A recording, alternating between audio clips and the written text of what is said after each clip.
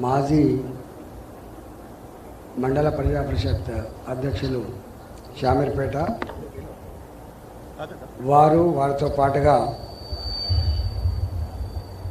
ఈశ్వర్ గౌడ్ గారు, పరమేష్ యాదవ్ గారు, వారి మహేష్ యాదవ్ గారు, అనేక మంది వాళ్ళ సహచరులు భారతీయ జనతా పార్టీలో చేరుతున్న సందర్భంగా వారికి శుభాకాంక్షలు తెలియజేస్తా ఉన్నాం. మొన్ననే ఇక్కడే అపార్ట్మెంట్లో సుభాష్ గౌడ్, నర్సింగన్న, కళ్యాణ్ గారు, మిగతా అనేక మంది, ఒక 200-300 మంది సమక్షంలో పార్టీలో చేరిండ్రు. వారికి కూడా శుభాకాంక్షలు. ఈ కార్యక్రమానికి అధ్యక్షత వహించినటువంటి మా పార్టీ జిల్లా అధ్యక్షులు విక్రమ్ రెడ్డి గారు, ఈ నియోజకవర్గ ఇన్ఛార్జ్ సుదర్శన్ రెడ్డి గారు, పెద్దలు నందారెడ్డి గారు, తాడూరి శ్రీనివాస్ గారు, ఎంబీసీ మాజీ చైర్మన్, ఉదయ్ కుమార్ గారు, వినోద్ జైన్ గారు, దీపక్ జైన్ గారు, దీపక్ అగర్వాల్ గారు, అదేవిధంగా మా సీనన్న తిరుమల రెడ్డి గారు, నరసింహారెడ్డి గారు, మోహన్ రెడ్డి గారు, కొప్పు భాష గారు, సోనారాం గారు, ఒక సౌండ్ పెట్టు. శామరిపేటలో నిన్న జైన్ అయిన మా మైసన్న, సుదర్శన్ గారు కూడా నిన్న జైన్ అయినరు, కత్తి మల్లేష్ గారు, శామీరిపేట, మేడ్చల్, ఇవాళ అవి 2 మండలాలు కావచ్చు, ఇళ్ళకెళ్ళి మున్సిపాలిటీలు విడిపోవచ్చు. కానీ మా దృష్టిలో ఇది పాత శామీరిపేట మండలం, అది పాత మేడ్చల్ మండలం. గత 35 సంవత్సరాలుగా నేను ఇక్కడ అందరి నోట్లో నాలుకలాగా ఉండి, అందరి కుటుంబ సభ్యులాగా కలిసిమెలిసి ఈ స్థాయికి ఎదిగినటువంటి బిడ్డను నేను. బయటి వాళ్లకు పూర్తిగా తెలియకపోవచ్చు, కానీ నా గురించి సంపూర్ణంగా తెలిసిన మండలాలు ఈ 2 మండలాలు. అందువల్ల నేను నా గురించి మీకు వివరించాల్సిన అక్కర్లేదు. ఒకటి. రెండవది, సంతోషం అనిపించే విషయం ఏంటంటే, ఒకవైపు ఆనాడు కేసీఆర్ ఎట్లయితే అధికారం రాగానే నాయకులకు వెలగట్టి, కార్యకర్తలకు వెలగట్టి, నాయకులకు, ఇతర పెద్దవాళ్లకు ఈ పని మీకు చేస్తాం, మా పార్టీలో జైలు కమ్మని చెప్పినటువంటి చరిత్ర మనం హుజరాబాద్లో చూసినాం. అంతకుముందు 2006లో కరీంనగర్ కూడా చూసినాం. ఇవాళ దేన్ని కాంగ్రెస్ పార్టీ వ్యతిరేకించిందో, దేనికోసం వ్యతిరేకంగా కొట్లాడిందో అదే పని ఇవాళ మళ్ళీ కాంగ్రెస్ పార్టీ చేస్తాను. అదృష్టం ఎక్కడంటే మేడ్చల్ నియోజకవర్గంలో కాంగ్రెస్ పార్టీకి ప్రజాబలం లేదు, ప్రజల ఆదరణ లేదు. ఎక్కడికి పోయినా ఈ దఫా మోడీ గారికే ఓటేస్తాం, ఈటలకే ఓటేస్తామని చెప్పి వాళ్ళ ఆత్మను ఆవిష్కరించి చెప్తున్న క్రమంలో వాళ్ళకి ఆశలు సావక దింపుడు గల్లంగాడి ఆశలతో 100 కోట్ల రూపాయలు అక్రమంగా సంపాదించిన డబ్బు సంచులు ఇక్కడ తెచ్చి ఇవాళ 1 లక్ష రూపాయల నుంచి 5 కోట్ల రూపాయల వరకు, 1 లక్ష రూపాయల నుంచి మొదలుపెట్టి 5 కోట్ల వరకు నాయకుల తలలకు వెలగట్టి ఇవాళ తీసుకుపోతున్నది ఒకవైపు ఉన్నది. స్వచ్ఛందంగా, ధర్మంగా, న్యాయంగా ప్రజాస్వామ్యాన్ని కాపాడాలి, చదువుకున్న వాళ్ళుగా, సభ్యత కలిగిన వాళ్ళుగా ఇవాళ ప్రజాస్వామ్యాన్ని నిలబెట్టాలంటే భారతీయ జనతా పార్టీలో మాత్రమే జైలు కావాలని చెప్పి వీళ్ళందరూ వస్తారు. వాళ్ళ జైలింగ్స్ ఏమో, కాంగ్రెస్ పార్టీలో జైలు అయ్యే వాళ్ళేమో ప్రలోభాలకు, డబ్బులకు జైలు అయితే, బిల్లుల కోసం జైలు అయితే, రేపు మళ్ళీ ఆశలకు, పదవుల ఆశ కోసం జైలు అయితే, మా దాంట్లో జైలు అయిన వాళ్ళంతా కూడా ఇవాళ భారతదేశంలో మోడీ గారి ప్రభుత్వం ఏర్పడితేనే ప్రజలకు ధర్మం, న్యాయం, అభివృద్ధి, సనాతన ధర్మం వర్ధిల్లుతున్న భావన మాదనుకుంటాను.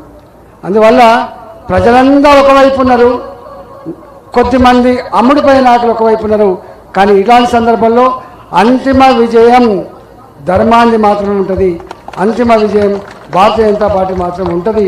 అది అనేక సార్లు ప్రూవ్ అయింది. ఇప్పుడు కూడా మనం ఎక్కడన్నా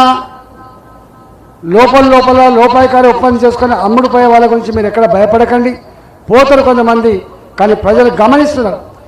ఇప్పుడున్న పరిస్థితుల్లో కాంగ్రెస్ పార్టీకి పోయే వాళ్ళ గురించి ఏమనుకుంటారు అంటే ఆశ కోసమే పోతున్నారు, పైసల కోసమే పోతున్నారు, పదవి కోసమే పోతున్నారు, స్వార్థం కోసమే పోతున్న భావన ఉంది.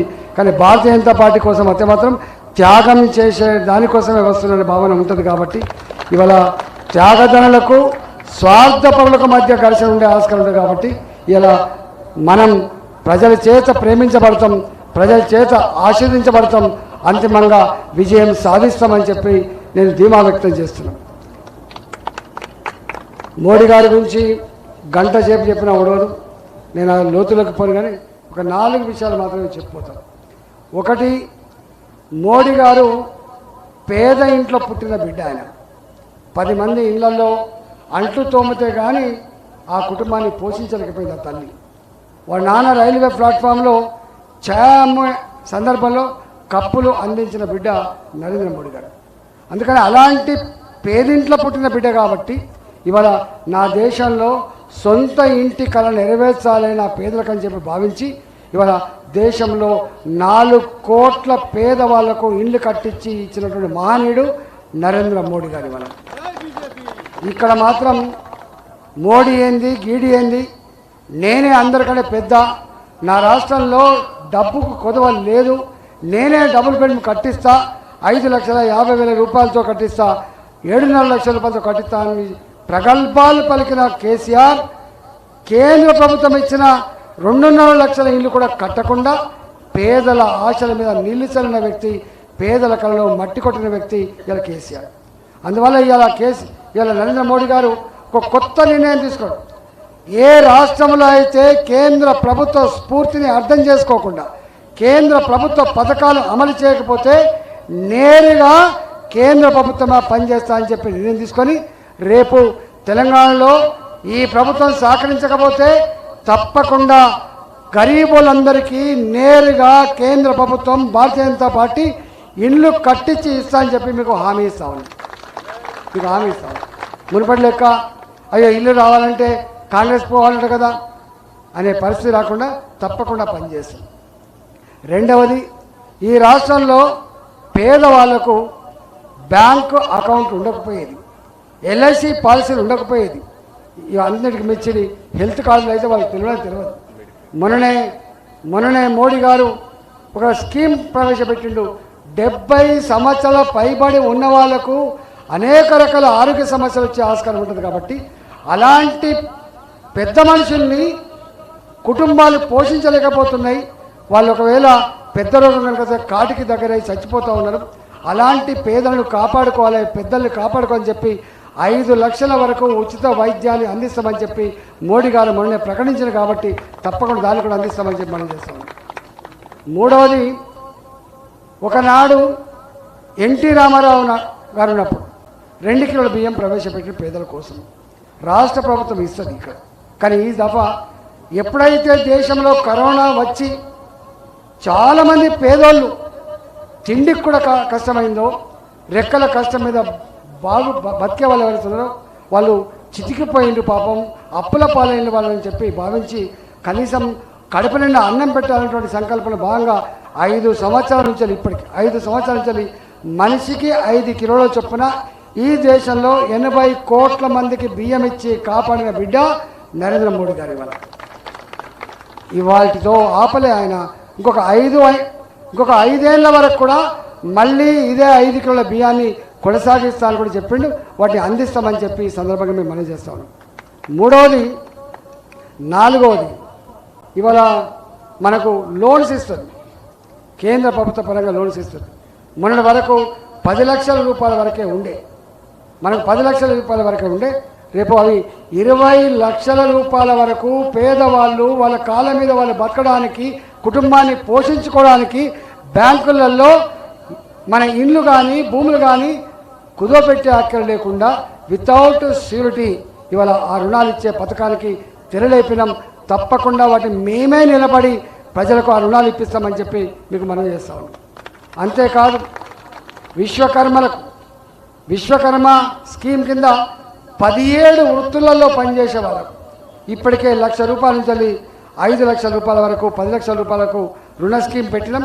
మన ఎన్నికలు ఉన్నాయి కాబట్టి వాటి పొందలేకపోయినాం. కానీ తప్పకుండా ఎన్నికల తర్వాత వాటి కూడా భారతీయ జనతా పార్టీ కార్యకర్తలుగా నాయకులుగా ప్రజలకు తోడుగా ఉండి ఆ స్కీమ్ పూర్తిగా అమలు చేయించే దానికోసం ఓటు వేయమని చెప్పి మేము కోరుతాము. కాంగ్రెస్ పార్టీ ఎన్ని హామీలు ఇచ్చింది? మొన్న ఇచ్చిన హామీలు ఒక్కొక్కటి అడుగుతా ఉన్నా, చేసిందా మీరు చెప్పాలి. మొన్న ప్రతి మహిళకు 2,500 రూపాయలు నెలకు ప్రభుత్వ ఉద్యోగికి ఎట్లయితే ఇస్తున్నామో వాళ్ళకి ఇస్తా అని చెప్పింది. ఇచ్చిందా? ఎక్కడన్నా చెప్పండి, ఇచ్చిందా? రెండవ హామీ కళ్యాణ లక్ష్మి. కేసీఆర్ ఆ పథకాన్ని ప్రవేశపెట్టిండు. ₹1,00,000 ఇస్తాడు. ఆ ₹1,00,000 కూడా 6 నెలలకో ఏడాదికో వస్తాయి. ఈయన ఏం చెప్పిండు? ₹1,00,000 ఏం బిషాది, నేను కనుక అధికారంకి వస్తే వెంటనే తులం బంగారం కూడా ఇస్తా అని చెప్పిండు. ఇస్తుండా తులం బంగారం? ఇచ్చిండా? రెండవది. మూడవది రైతుల దగ్గర పోయి ఏం చెప్పిండు? 10,000 రూపాయలే ఇస్తుండు కేసీఆర్, నాకు మీరు ఓటేయండి, 15,000 రూపాయలు మీకు ఇస్తా అని చెప్పిండు. ఏ రైతు కన్నా 15,000 రూపాయలు చెప్పండి, వచ్చిందా చెప్పండి? ₹1,00,000 రుణమాఫీ చేయడానికే చేత కాలే కేసీఆర్కు. ₹1,00,000 రుణమాఫీ చేత కాలే. రింగు రోడ్డును అమ్ముకుంటే వచ్చిన 7,600 కోట్ల రూపాయలు, హైటెక్ సిటీలో అమ్ముకున్న భూములు అమ్ముకుంటే మొన్న కొంత డబ్బు కడితే వడ్డీకే సరిపోయింది తప్ప అసలు మాత్రం తీరలేదు. అంటే రైతులకు ₹1,00,000 రుణమాఫీ చేయనటువంటి కేసీఆర్ ఇవాళ రేవంత్ రెడ్డి గారు వచ్చి 2 లక్షల రుణమాఫీ ఒకే సంవత్సరం 34,000 కోట్ల రూపాయలు చెల్లిస్తాడని నమ్ముతాం మనం? వస్తుందా? కరెంటు జీరో కరెంటు బిల్లు వచ్చిందా ఇప్పటికీ? ఏదో మొదలు పెడతా అని చెప్పండి, ఇంతవరకు మొదలు పెట్టలే. అట్లా చెప్పుకుంటూ పోతే చాలా ఉన్నాయి. ఆయన ఇప్పుడు ఏమంటాడంటే నిజమే ఇవన్నీ అమలు చేద్దామని చెప్పి అనుకున్నా, కానీ కేసీఆర్ నాకు వారసత్వంగా చిప్ప చేతికిచ్చిండు, నేను ఇయ్యలేకపోతున్నా అని చెప్తున్నాడు. ఇలా మళ్ళీ కొత్త అవతారం ఎత్తిండు. ఏమంటాడు ఆయన? నాకు ఎంపీ ఓట్లు వేయండి, రాహుల్ గాంధీ ప్రధానమంత్రి అవుతాడు, అక్కడి నుంచి సాయం తీసుకొస్తా, ఈ హామీలన్నీ అమలు చేస్తా. అవుతుందా ఇది? రాహుల్ గాంధీ ప్రధానమంత్రి అవుతాడా? ఎన్ని సీట్లు ఉన్నాయి కాంగ్రెస్ పార్టీకి? 40 సీట్లు ఉన్నాయి. 40 సీట్లున్న కాంగ్రెస్ పార్టీ యూపీలో గుజరాత్లో తూడ్చిపెట్టకపోయిన పార్టీ ఇవాళ మనం ఒకవేళ 10 సీట్లు ఇచ్చినప్పటికీ కూడా కేంద్రంలో అధికారంకి వస్తుందా? మరి అది రాదు. ఆయన ఇయ్యడు, అది రాదు. ఏమంటున్నా మోకాలకి బోడగుండికి ముడిపెట్టాడు. అసలు పార్లమెంట్ ఎన్నికలకు ఈ స్కీములకైనా సంబంధమా? ఈ స్కీములన్నీ కూడా రాష్ట్ర ప్రభుత్వ పరంగా తన ఖజానా నుంచి అమలు చేస్తా అని చెప్పి మాట ఇచ్చిండు. అది అమలు చేయకపోతే 2 నెలల తర్వాత దాని సంగతి మేము చూస్తాము. కానీ ఇవాళ కాంగ్రెస్ పార్టీ దేశంలో అధికారానికి వచ్చే ఆస్కారం లేదు, ఇవాళ డబ్బులు తెచ్చే ఆస్కారం లేదు. ఆ పార్టీకి ఓటు వేస్తే దాని వాల్యూ జీరో తప్ప ఇంకోట్లేదు. కానీ కమలం పువ్వు గుర్తుకు భారతీయ జనతా పార్టీ కొట్టేస్తే ఎవరు ప్రధానమంత్రి అవుతారు? ఎవరు ప్రధానమంత్రి అవుతాడు? మోడీ గారు వస్తే ఏమొస్తుంది? నేను ఇప్పుడు చెప్పిన వాడితో పాటుగా మొన్ననే అయోధ్యలో రామ మందిరం కట్టి ఇలా దేశ ప్రజానికానికి మంచి జరగడం చేసిన వ్యక్తి మోడీ గారు. జమ్మూ అండ్ కాశ్మీర్లో ప్రతి నిత్యం రక్తం పారేది, భారత మాత ముద్దు బిడ్డ రక్తం పారినటువంటి జమ్మూ అండ్ కాశ్మీర్ ఇలా ప్రశాంతంగా ఉంది. ఆనాడు కాంగ్రెస్ పార్టీ పాలించిన నాడు మనం చూడలేదు, హైదరాబాద్లో గోకుల్ చాట్ దగ్గర పెళ్ళిన బాంబులు, సాయిబాబా గుడి దగ్గర తెగిపడ్డ కంఠాలు, దిల్సుఖ్నగర్లో చనిపోయినటువంటి ఈ తెలంగాణ బిడ్డలు, ఇలా లుంబిని పార్కులో అమాయకులు అభంశం తెలిపిన వాళ్ళు బాంబులలో పేలి చనిపోయినారు. ఇవాళ ఉన్నాయా? నరేంద్ర మోడీ గారు అధికారంగా వస్తే ఏమొస్తుంది? ఎక్కడ బాంబుల మోతలు ఉండవు, ఎక్కడ బుల్లెట్ గాయాలు ఉండవు, అమాయకుల ప్రాణాలు గాలిలో కలిసిపోయే ప్రసక్తి లేదు. కాబట్టి మోడీ గారికి ఓటాలని చెప్పి మనం చేస్తున్నాం. ఇవాళ ఎక్కడవో చదువు రాని దేశం అని చెప్తారు, పేద దేశం అని చెప్తారు. పేద దేశంలో, చదువురాని దేశంలో నా చదువురాని ఆడబిడ్డలు స్వయంగా ఇవాళ చిన్న చిన్న వ్యాపారం చేసుకునే బతికిన వాళ్ళు కూడా మునుపటి లెక్క డబ్బుల ట్రాన్సాక్షన్ కాకుండా డిజిటల్ ట్రాన్సాక్షన్స్తో వ్యాపారం చేసుకునే పరిస్థితి మోడీ గారి హయాంలో వచ్చిందని చెప్పి మనం చేస్తున్నాం. మీరు ఎక్కడికైనా పో, మీరు జామకాయలు కొనుక్కో, చిన్న వస్తువు కొనుక్కో, చికెన్ సెంటర్కి పో, మటన్ దుకాణానికి పో, జామకాయలు కొనుక్కోవడానికి పో, కలుపులు ఎక్కడికి పోయినా నీకు రూపాయి అక్కర్లేకుండా ఫోన్పే, గూగుల్ పేతో డిజిటల్ ట్రాన్సాక్షన్స్ అమలు చేస్తున్న ప్రభుత్వం మోడీ గారి ప్రభుత్వమే. లేకపోతే 500 రూపాయలు జేబులు పెట్టుకొని బస్సు ఎక్కితే కండక్టరు చిల్లర్లో దిగిపోమని చెప్పింది. కంకులాన దగ్గర పోయి 500 రూపాయలు నా చిల్లర ఇవ్వక నా కంకి ఇక్కడ పెట్టిపోని చెప్పిపోయింది. కానీ వాళ్ళ ఎక్కడ డబ్బులతో సంబంధం లేకుండా ట్రాన్సాక్షన్. ఇవన్నీ మోడీ గారు సాధించే విజయాలు. కాబట్టి మరోసారి మోడీ గారికి అధికారం ఇస్తే ఈ దేశంలో పేదవాళ్ళ బతుకులు బాగుపడడానికి కృషి చేస్తాడు. ఎందుకు అంటే